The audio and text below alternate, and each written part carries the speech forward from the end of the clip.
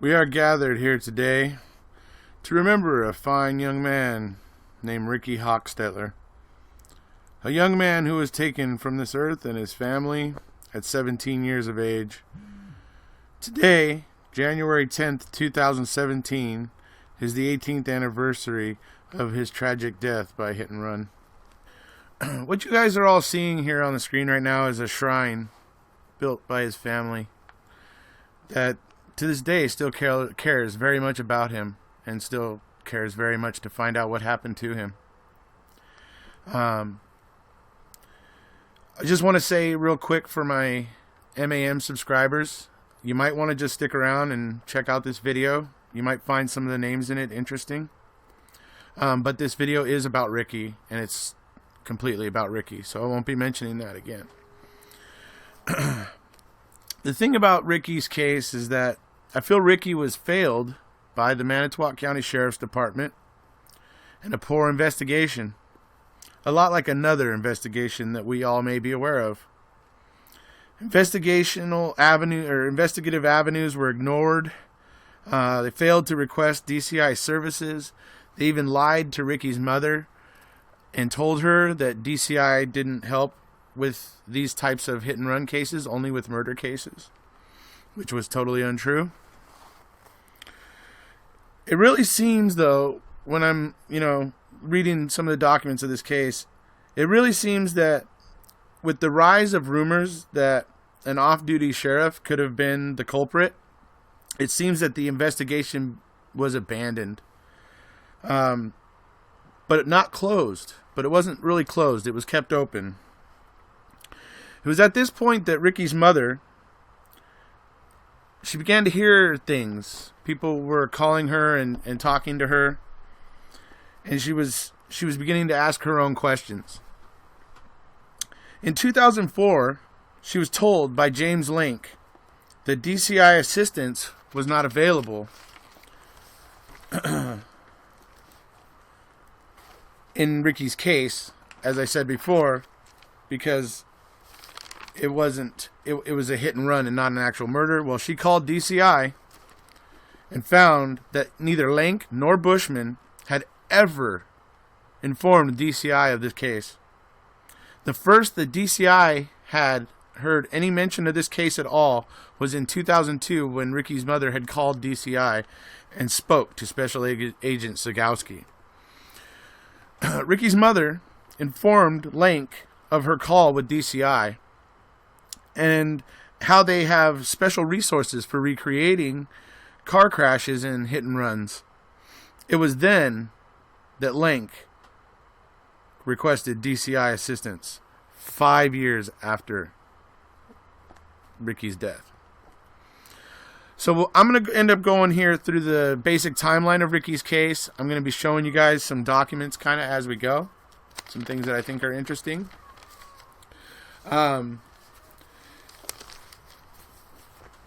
Just documents that show Link, investigation reports showing Link and the conversations that he had with Ricky's mom and the eventually the request that he finally made to DCI.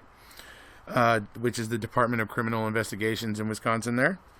So we're going to start with on January 10th, 1999 at 2:20 a.m., Ricky is struck on a county highway 50 yards from his house. The driver of the striking car fled the scene, and we have no idea where that person is. Well, that person has not been definitively proven yet.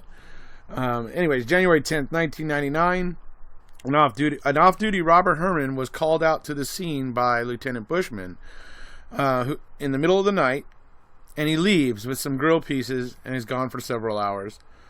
January 10th, 1999, early in the morning, Herman declares the striking vehicle was a late model Chevy truck, Blazer or Suburban.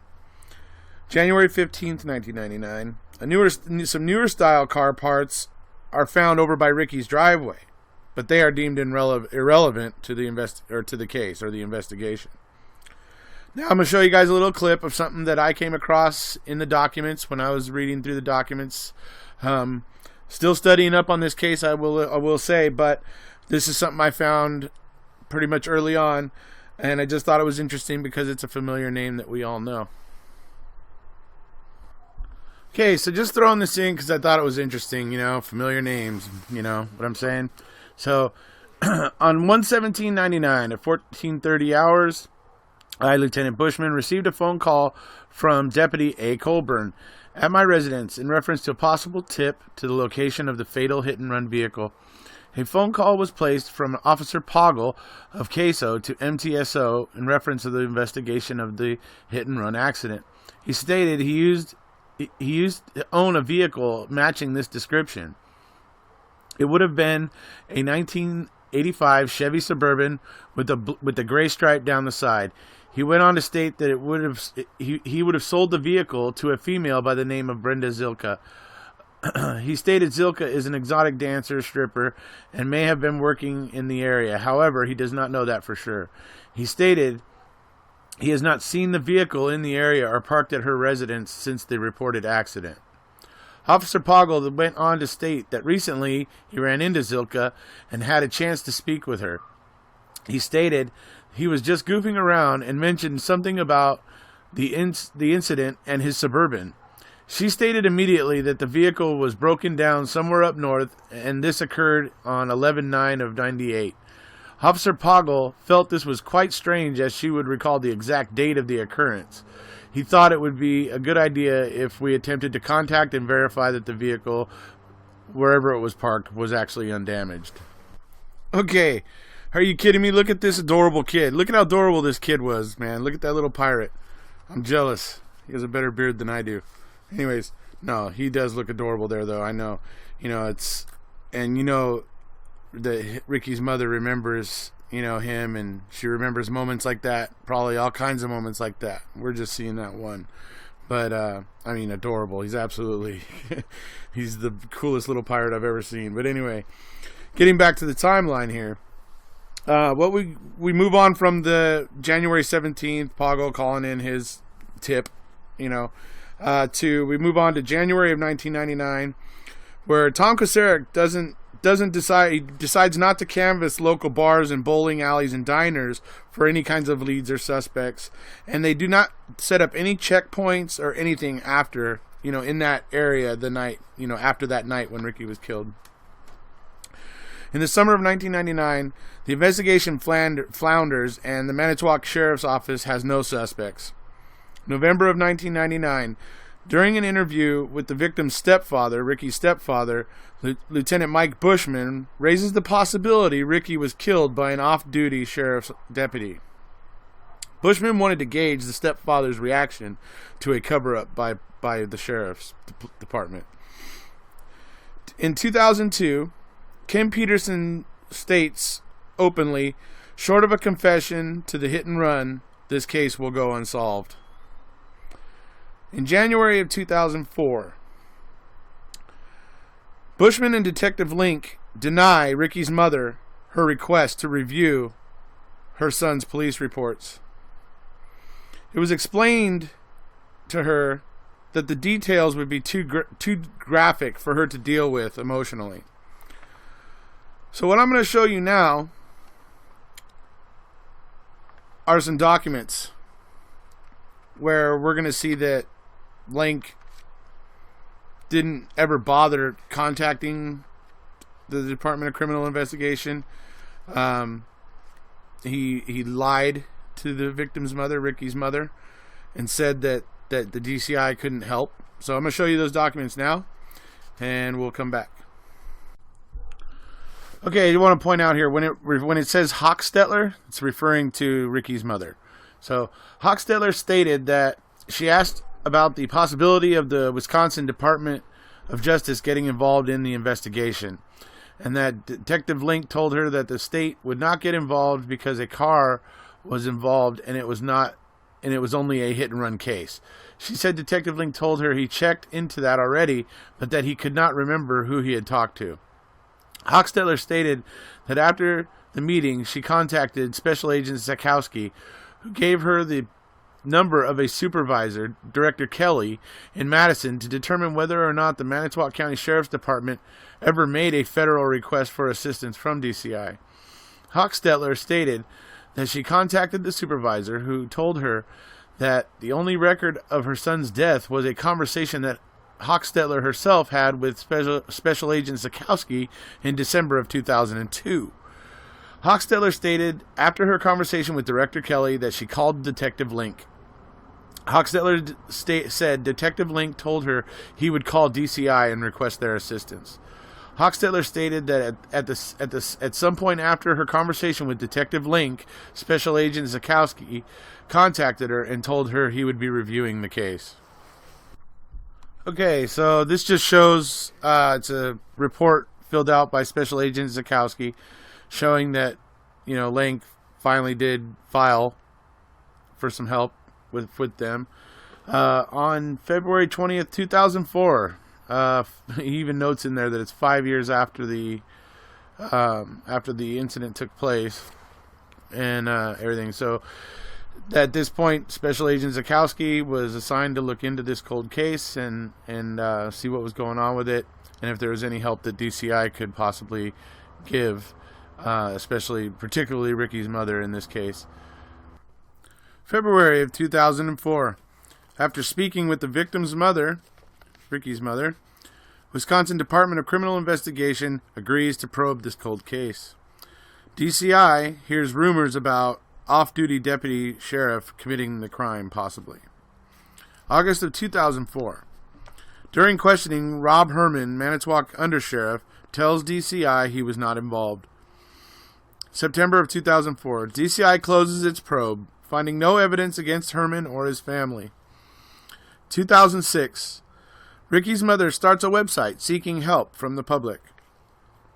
2009. July of 2009, DCI Director Craig Clive reopens investigation into Robert Herman. October of 2009. Herman's former girlfriend can't remember whether Rob Herman was home the night Ricky died or not. DCI probe reaches an impasse and the investigation is halted. January of 2016. Ricky's mom meets with Andrew Colburn to review her son's case file.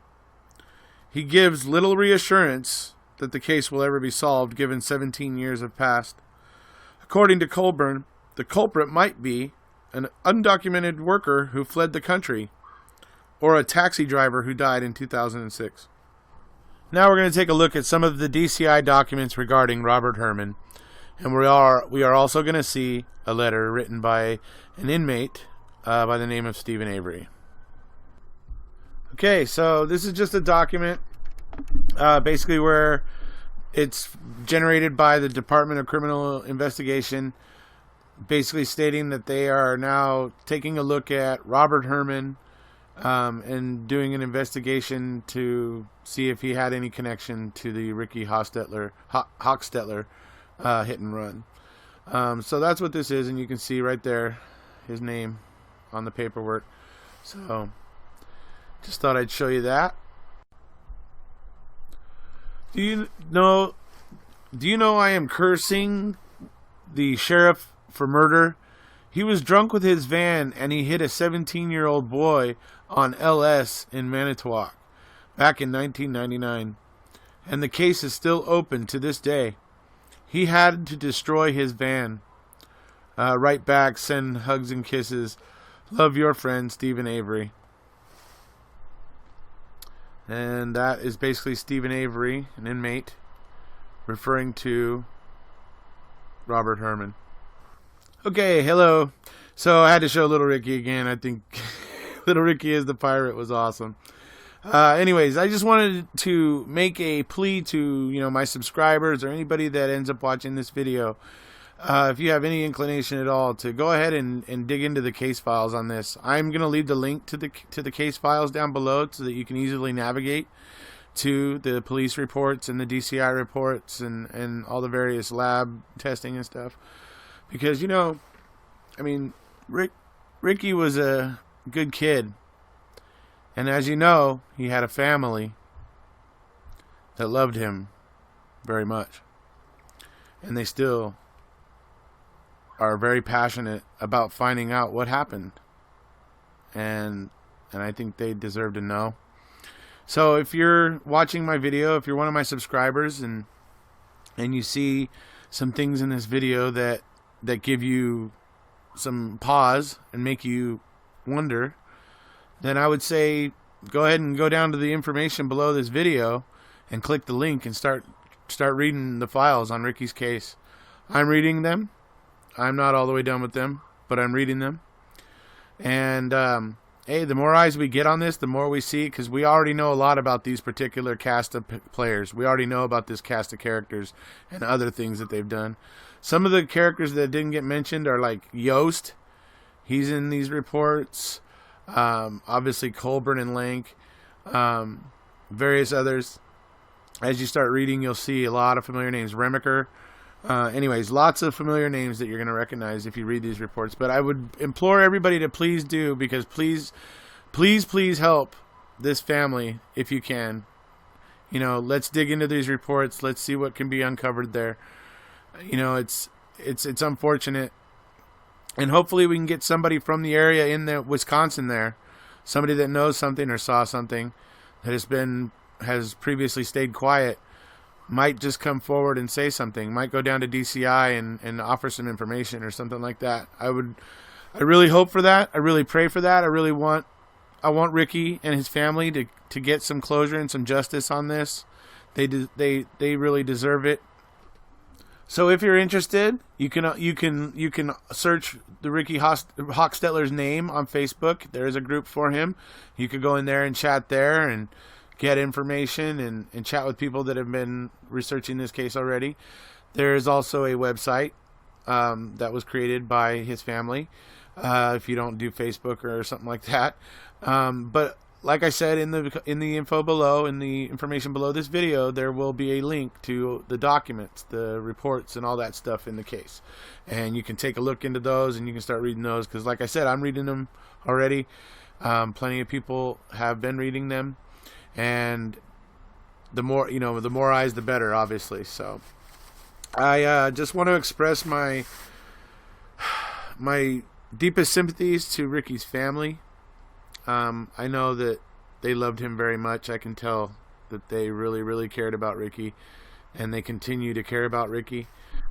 So please, everybody, let's try to give them a help on this if we can. Any kind of help we can give them, more eyes the better. Thank you for watching.